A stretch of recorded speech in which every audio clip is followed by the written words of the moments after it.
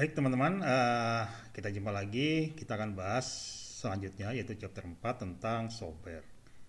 Terima kasih ke teman-teman semua yang sudah mengirimkan tugasnya dengan sangat baik, yang sudah bisa mengakomodasi apa yang akan kita bahas di chapter 4. Di sini saya akan menambahkan saja supaya lebih lengkap di bahasan kita di chapter ini. Di chapter 4 ini kita akan bahas tentang software, dan kita ulang lagi, kita ada di sini di information technology, dan sekarang kita akan bahas tentang software. Kemarin kita udah bahas tentang hardware, dan untuk minggu depan, untuk pertemuan selanjutnya kita akan bahas network dan database. Nah, kenapa software ini penting? Ya karena secara analogi kayak manusia, hardware kita itu seperti jasad kita nih ya.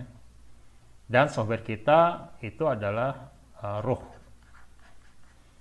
Jadi dua-duanya nih penting nih. Kalau manusia ada jasadnya nggak ada rohnya, nggak bisa ngapa-ngapain juga. Begitu sebaliknya, ada roh nggak ada jasadnya juga mau ngapain juga gitu.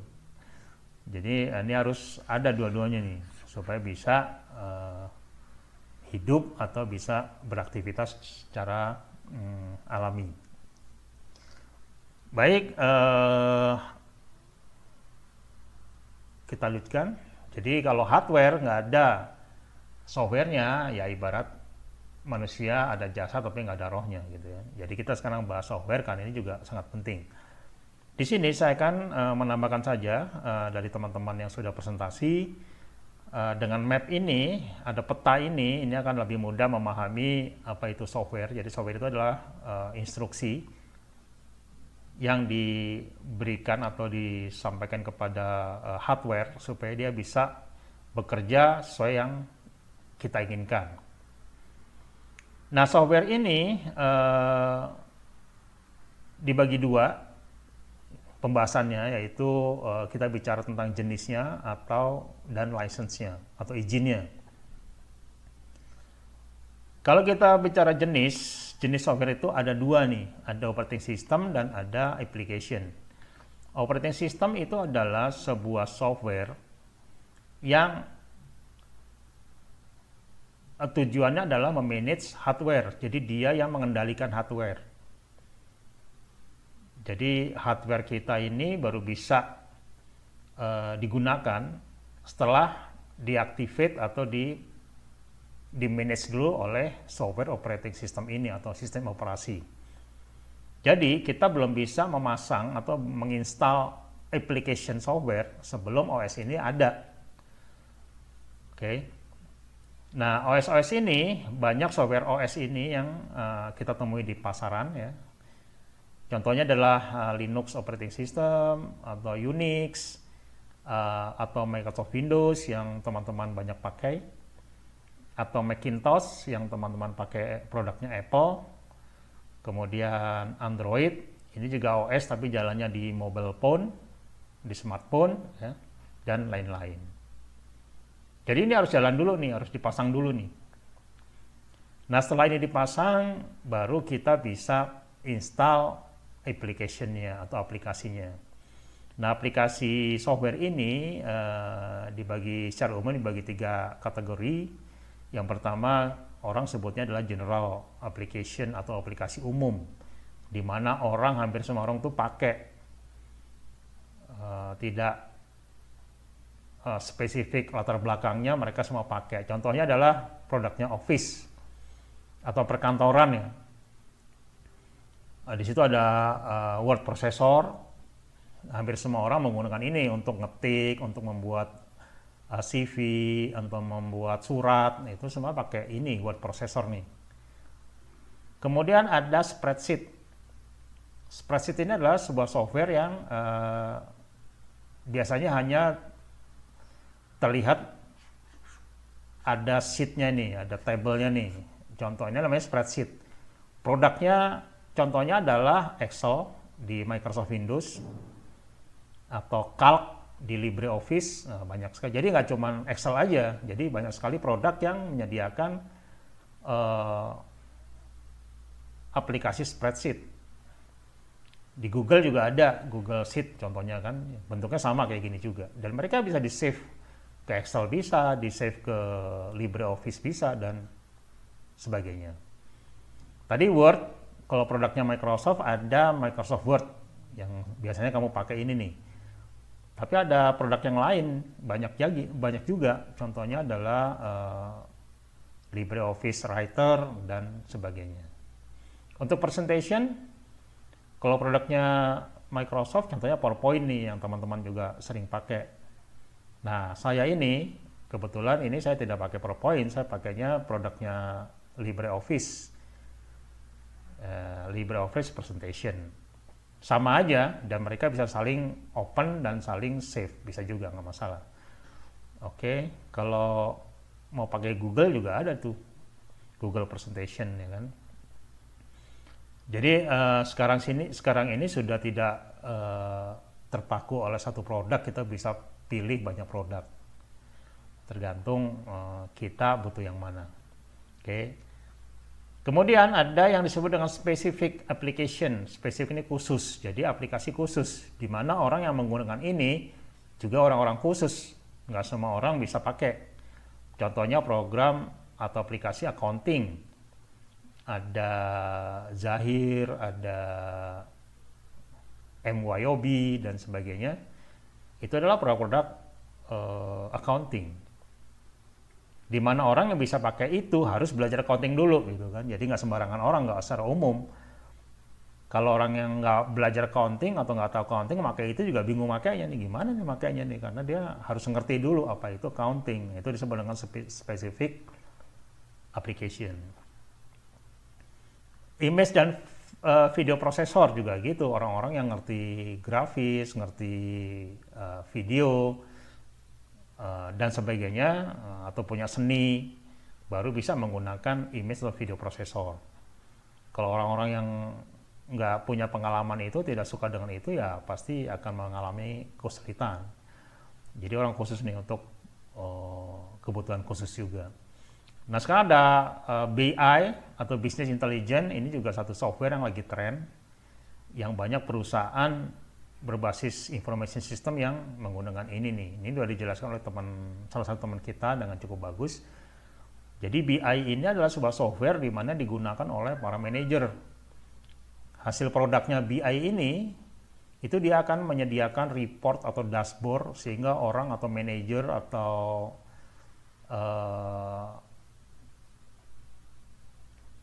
pemegang keputusan itu dengan mudah untuk melihat, oh kondisi perusahaan kita tuh kayak gini nih sekarang nih.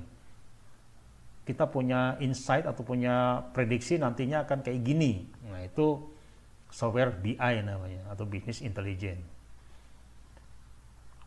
Yang ketiga adalah programming language nih. Jadi software ini, atau biasa orang sebutnya bahasa program. Di software ini,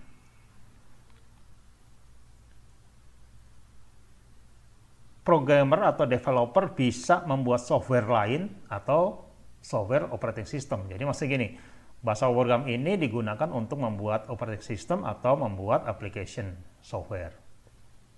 Biasa digunakan oleh para programmer atau developer. Nah, contohnya yang paling populer itu ada Java, ada Python, ada C, dan macam-macam ya.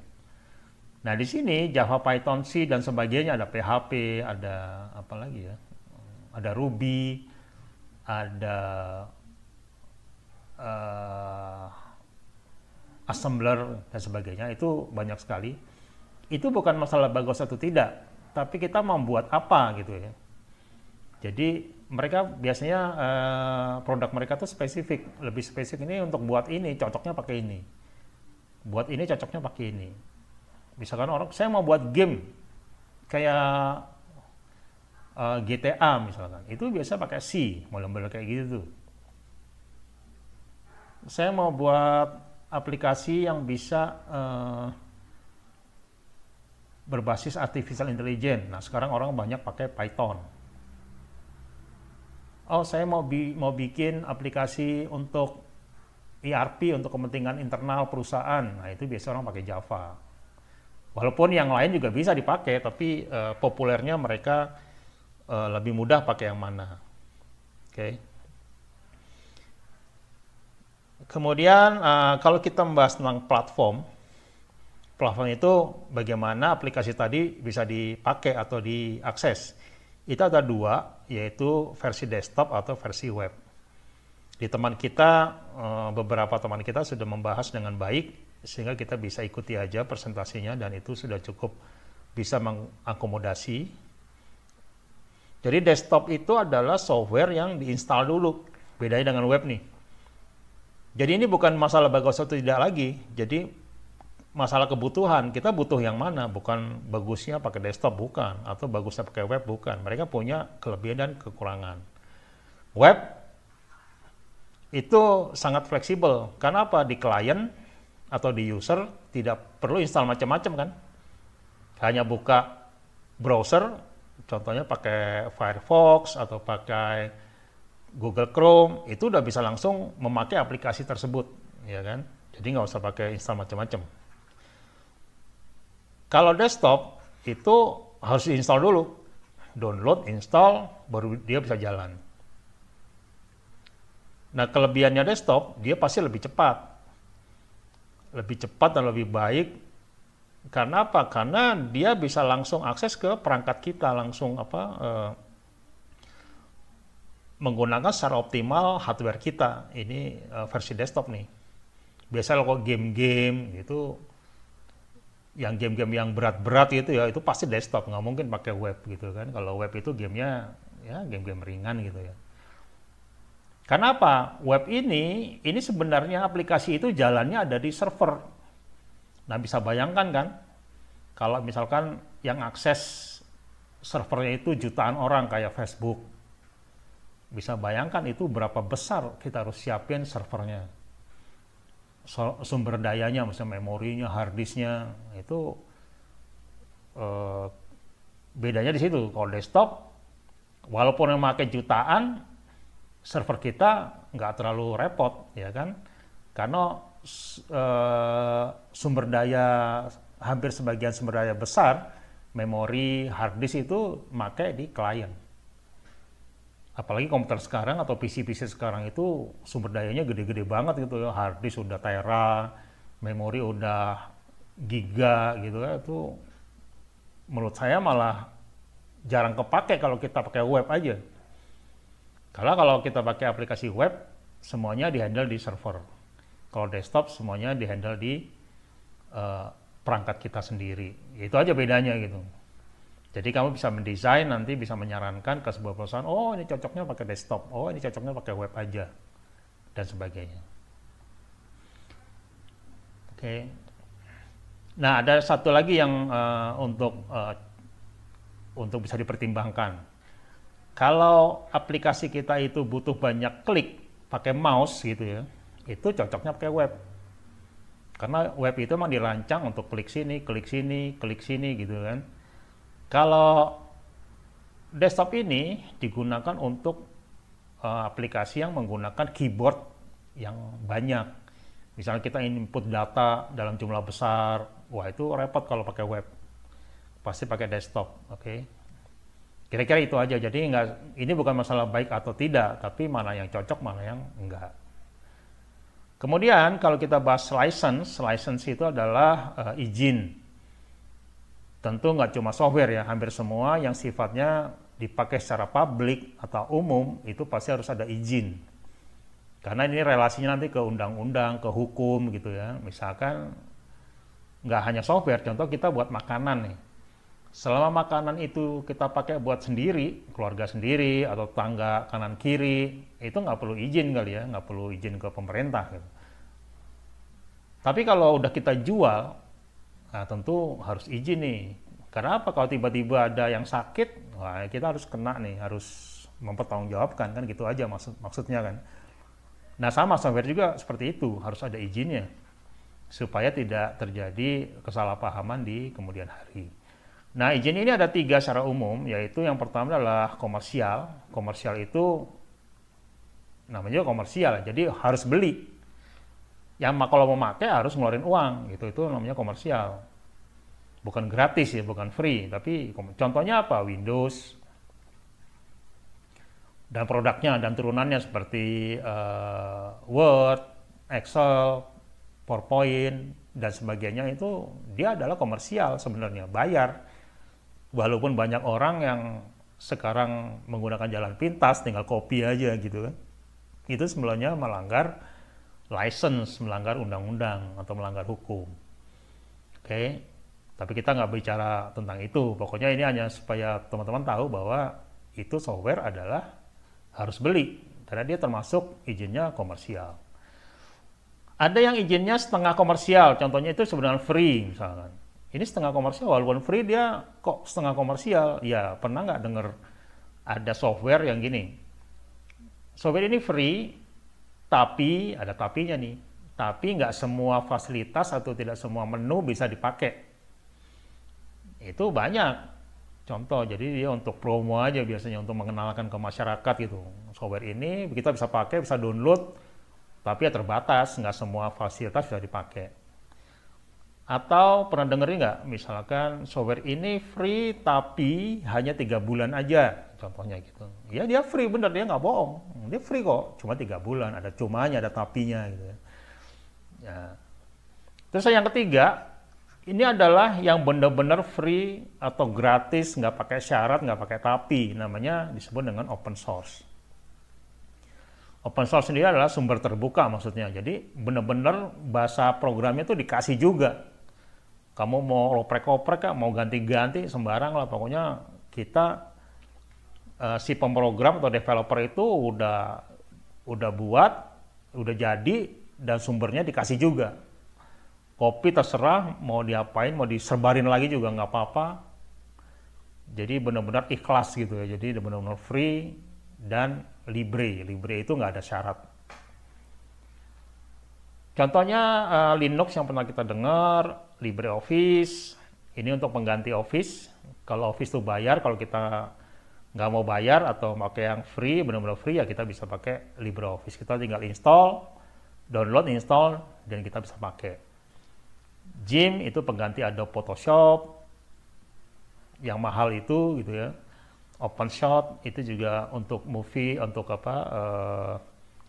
video prosesor dan sebagainya. Nah, saya pakai ini nih. Jadi begitu saya presentasi ini juga saya pakai LibreOffice. Jadi setelah saya presentasi, saya rekam, nanti saya sedikit edit pakai OpenShot dan baru saya publish ke YouTube.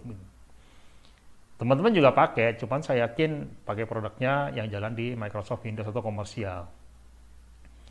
Nah, di masa depan itu produk-produk open source akan menggeser produk-produk ini nih. Karena sekarang sudah begitu, hampir semua produk komersial udah ada open source-nya.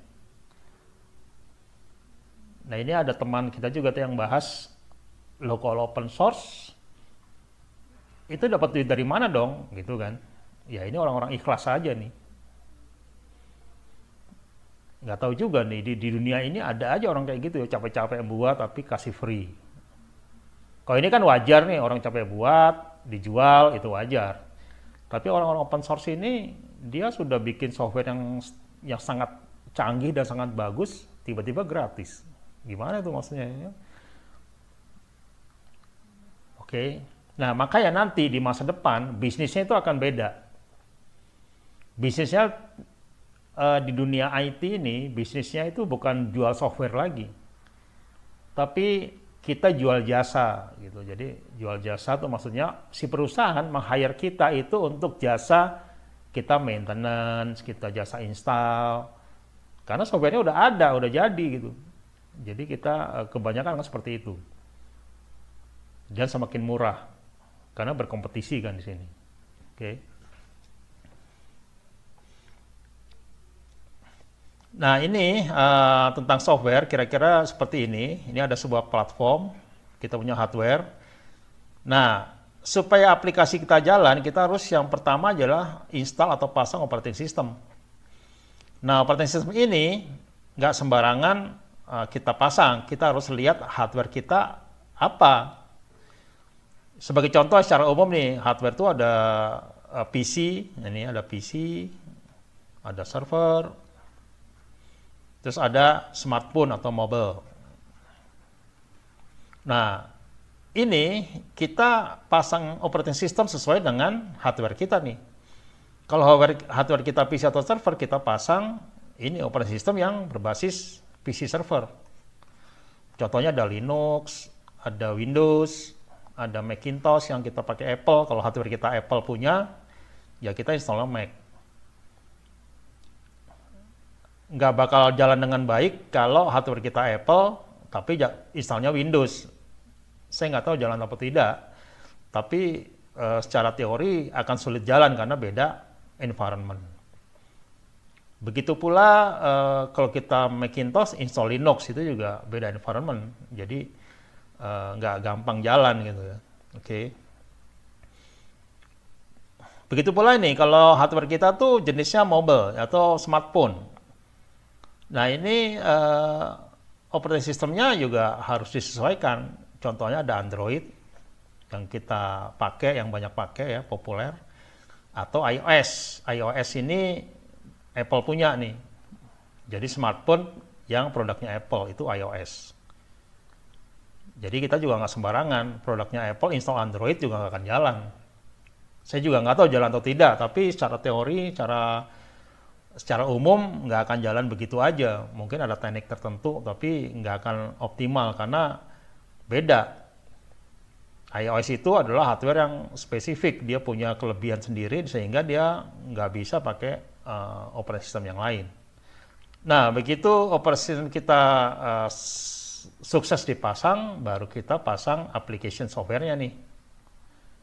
Kalau kita pakai PC ya ini ya kita bisa install Office, bisa install game, BI, browser, video image processor dan sebagainya. Tapi kalau kita hardware kita mobile dan kita pakai Android, ya kita install WA for Android, FB for Android, M-Banking for Android, dan sebagainya. Tapi kalau kita pakai Apple, kita pakai iOS-nya Apple, ya kita pilih WA for Apple, FB for iOS, M-Banking for iOS, dan sebagainya. Jadi nggak semuanya bisa jalan begitu aja. Jadi harus kita sesuaikan jenisnya atau platform kita. Jadi inilah pembahasan kita tentang software. Semoga ini bisa membuka wawasan kita bagi yang masih terlalu awam tentang software.